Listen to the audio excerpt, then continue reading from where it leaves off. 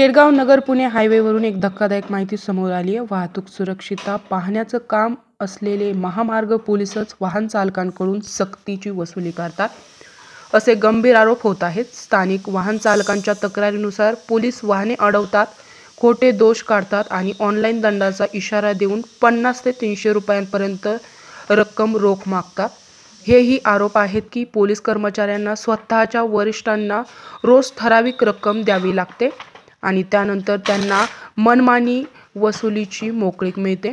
Supa toll नाका, Dehre toll नाका आणि चिखली घाट परिसरात ही वसुली मोठ्या प्रमाणावर होत असल्याचं सांगितलं जात आहे। सकाळी 10 पासूनच police licence, seat belt, number plate अशा कारणांनी वाहने अडवतात।